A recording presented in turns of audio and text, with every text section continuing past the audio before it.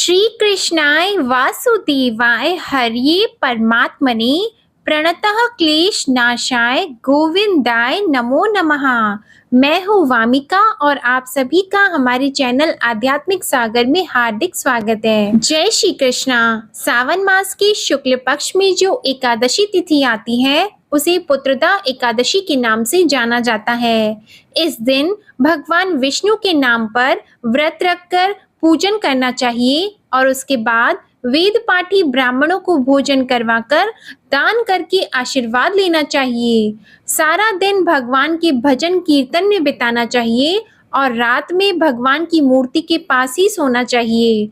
इस व्रत को रखने वाले निसंतान व्यक्तियों को पुत्र रत्न की प्राप्ति होती है और वाजपेयी यज्ञ का फल मिलता है। आज की इस वीडियो में आप सुनेंगे पुत्रदा एकादशी की पूजा विधि और व्रत कथा।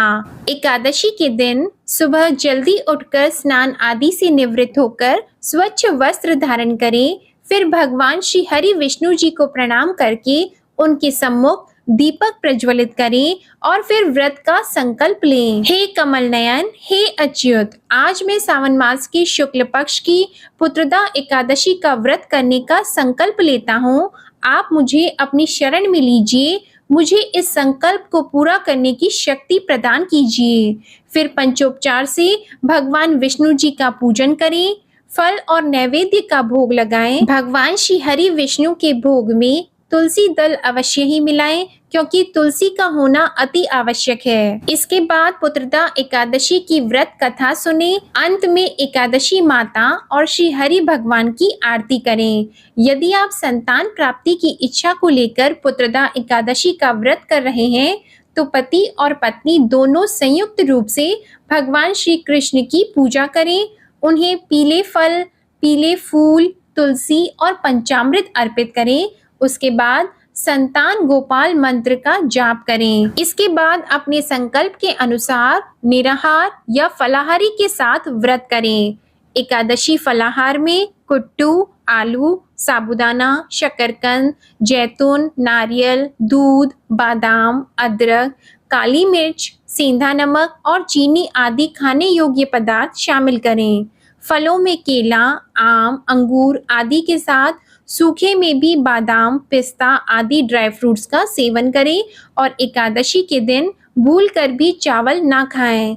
इस दिन किसी के घर से आया हुआ भोजन ना करें। दिन भर व्रत रखने के बाद शाम के समय श्री हरि भगवान और माता लक्ष्मी का पूजन करें और पूजन के बाद पुत्रदा एकादशी की कथा पढ़ें या सुनें। उसके बाद श्री हरि भगवान को भोग अर्पित करें और रात में भगवान विष्णु के समक्ष गीत, नृत्य और पुराण श्रवण आदि के द्वारा जागरण करें।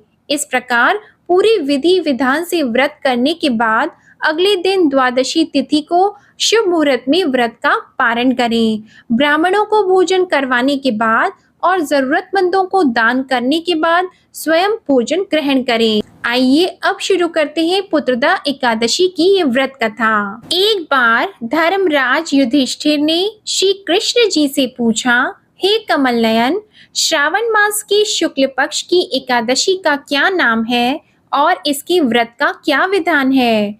इसमें किस देवता का पूजन किया जाता है और इसका व्रत करने से क्या फल मिलता है? श्री कृष्ण भगवान ने कहा, धर्मराज, श्रावण मास की शुक्ल पक्ष की एकादशी की कथा के सुनने मात्र से ही वाजपेयी यज्ञ का फल प्राप्त होता है।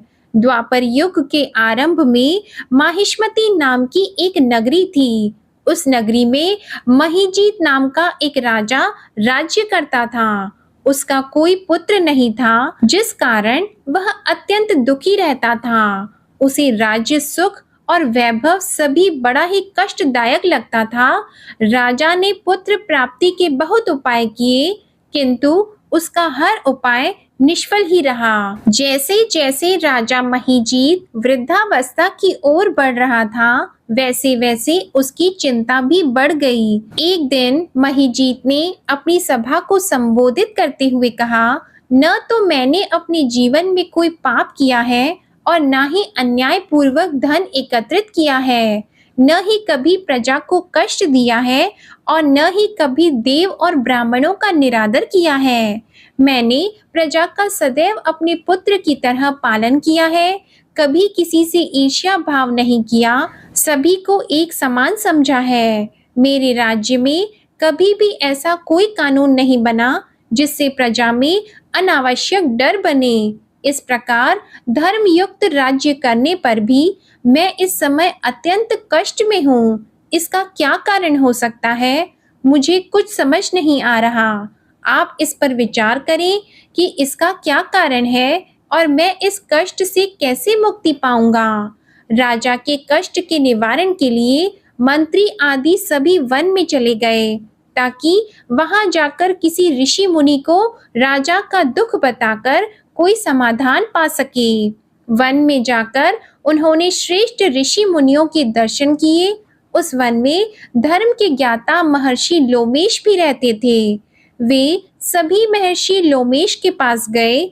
उन सब ने महर्षि लोमेश को दंडवत प्रणाम किया और उनके सम्मुख बैठ गए। महर्षि लोमेश के दर्शन से सभी को बड़ी प्रसन्नता हुई और सबने महर्षि लोमेश से प्रार्थना की कि हे देव, हमारे अहोभाग्य है कि हमने आपके दर्शन का सौभाग्य मिला। मंत्रियों की बात को सुनकर लोमेश ऋषि ने कहा, हे मंत्री प्रवर, आप लोगों की विनम्रता और सद्व्यवहार से मैं अति प्रसन्न हूँ। आप मुझसे अपने आने का प्रयोजन कहें। मैं आपके कार्य को अपने सामर्थ्य के अनुसार अवश्य ही करूँगा, क्योंकि हमारा शरीर बना ही परोपकार के लिए है। लोमेश ऋषि के ऐसे कोमल वचनों को सुनकर मंत्रियों ने कहा, हे ऋषिवर, आप हमारी सभी बातों को जानने में समर्थ हैं। आप हमारे संदेह को दूर करने की कृपा कीजिए। महिष्मति के महाराज महिजीत बड़े ही धर्मात्मा और प्रजा वत्सल हैं। वे प्रजा का पुत्र की तरह धर्म अनुसार पालन करते हैं, किंतु फिर भी वे पुत्रहीन हैं। हे महामुनि, इससे वे अत्यंत दुखी रहते हैं। हम भी उनके दुख से दुखी हैं, क्योंकि प्रजा का यह कर्तव्य है कि राजा के सुख में सुख माने और दुख में दुख माने। हमें उनके पुत्रहीन होने का अभी तक कारण नहीं पता चला है, इसलिए हम आपके पास आए हैं। अब आपके दर्शन करके हमें पूर्ण विश्वास है कि हमारा दुख अवश्य ही दूर हो जाएगा। अतः आप हमें बताने की कृपा करें कि किस विधान से हमारे महाराज पुत्रवान हो सकते हैं। हे ऋषिवर, यह आपका हम पर और हमारी राज्य की प्रजा पर बड़ा ही उपकार होगा। ऐसे करुण प्रार्थना को सुनकर लोमेश ऋषि नेत्र बंद करके राजा के पूर्व जन्मों पर विचार करने लगे। कुछ पलों के बाद उन्होंने विचार करके कहा, हे भद्रजनों, यह राजा पिछले जन्म में अत्यंत उद्दंड था और बुरे कर्म किया करता था। उस जन्म में वह एक गांव से दूसरे गांव में घूमा करता था। एक बार ज्येष्ठ मास के शुक्ल पक्ष की एकादशी के दिन यह 2 दिन से भूखा था। दोपहर के समय यह एक तालाब पर जल पीने गया। उस स्थान पर एक प्यासी गाय जल पी रही थी। राजा ने उसे प्यासा ही भगा दिया और स्वयं जल पीने लगा। हे श्रेष्ठ पुरुषों, इसलिए राजा को यह कष्ट भोगने पड़े हैं।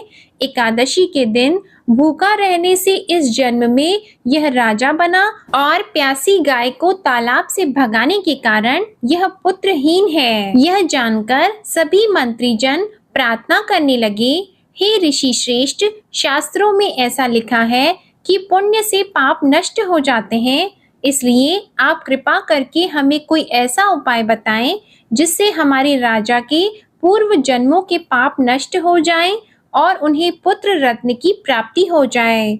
मंत्रीजनों की प्रार्थना को सुनकर लोमेश मुनि ने कहा, हे श्रेष्ठ मंत्रियों, यदि तुम सब श्रावण मास के शुक्ल पक्ष की पुत्रदा एकादशी का व्रत करोगे और रात को जागरण करोगे और व्रत का फल राजा के निमित्त कर दो, तो तुम्हारे राजा के यहाँ पुत्र उत्पन्न होगा। राजा के सभी कष्टों का निवारण हो जाएगा।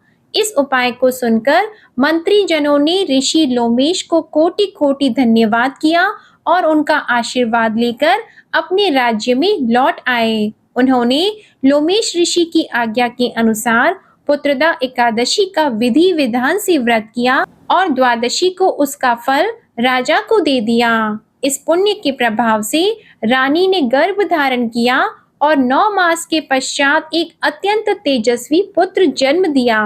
हे धर्मराज, इसलिए इस एकादशी का नाम पुत्रदा एकादशी है। पुत्र की इच्छा रखने वाले मनुष्य को विधि विधान से श्रावण मास के शुक्ल पक्ष की एकादशी का व्रत करना चाहिए। इस व्रत के प्रभाव से इस लोक में सुख और परलोक में स्वर्ग की प्राप्ति होती है। ओम नमो भगवते वासुदेवाय नमः। आशा करती हूँ आप सभी का पुत्रदा एकादशी का व्रत सफल हो और भगवान विष्णु और माता लक्ष्मी जी की कृपा आप और आपके पूरे परिवार पर सदा बनी रहे। आज की वीडियो आपको अच्छी लगी हो तो वीडियो को लाइक करें, शेयर करें, चैनल को सब्सक्राइब करें और कमेंट में भगवान विष्णु जी की जय लिखना मत भूलिएगा। धन्यवाद।